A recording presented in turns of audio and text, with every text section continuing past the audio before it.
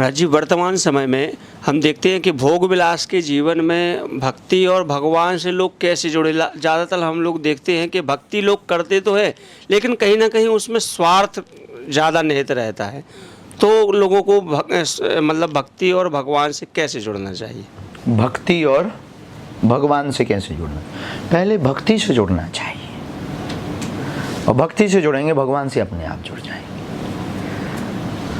भगवान भक्ति के अधीन है। ताहे अहीर की छोहरियां छचिया भर छाछ पे नाच नचावत। और गोपियों के पास भक्ति के अलावा कुछ नहीं है, और जहां भक्ति है वहीं भगवान है। भक्त को भगवान के पास नहीं जाना पड़ता, जहां भक्ति होती है भगवान वहां आते हैं। इसका प्रसंग हमने एक बार बहुत पहले बताया था, अहिल्या का। अहिल्या को कहा कि जाओ तुम्हें श्राप पे पत्थर बन जाओ। तो किसी ने कहा कहाँ का बनना चाहोगी पत्थर? अहिल्या बोली, किसी ने कहा अयोध्या का बन जाओ। बोले क्यों? बोले अयोध्या में राम जी आएंगे, प्रकट होंगे, तुम्हें दर्शन हो जाएंगे, तुम्हारा कल्याण हो जाए। अहिल्या बहुत बुद्धिमान थी, बोली नहीं, हमें अगर पत्थर भी बनाना है तो जनकपुर की गली का बनाओ, जनकपुर के नज़दीक का। तो किसी ने कहा पागल हो गया, अयोध्या में परमात्मा प्रकट होंगे, तुम जनकपुर के नज़दीक? बोले परमात्मा जरूर प्रकट होंगे अयोध्या में, लेकिन जनकपुर ही आएंगे। और जनकपुर आएंगे तो पता नहीं अयोध्या में हम किस कोने के पत्थर बने, वहाँ परमात्मा आए ना आए, पर जनकपुर में गारंटी है कि जनकपुर की गली में हम रहेंगे तो वहाँ से परमात्मा जरूर निकलेंगे, और निकलेंगे तो वो हम पर भी कृपा कर देंगे, क्योंकि भक्ति के नगर में भगवान का प्रवेश होता है। इसलिए प्रथम बात तो ये है कि भक्ति को पाना चाहिए। दूसरी बात, भोग विलास के जीवन में भक्ति को पाया कैसे जाए, जाना कैसे जाए, ये बड़ी कठिन बात है। भगवान का मिलना कठिन नहीं है, हमारा आपका सरल होना बहुत कठिन। भगवान का मिलना कठिन नहीं है, लेकिन हमारा आपका सरल होना बहुत कठिन।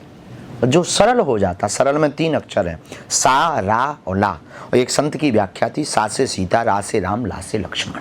यही सरलता है, त्रिमूर्ति के दर्शन ही यही सरलता है। इन तीनों का हृदय में बैठा देना ही सरलता है। तो भक्ति क्या है? भक्ति है एक आराध्य के प्रति समर्पित हो जाना, परमात्मा के प्रति समर्पित हो जाना।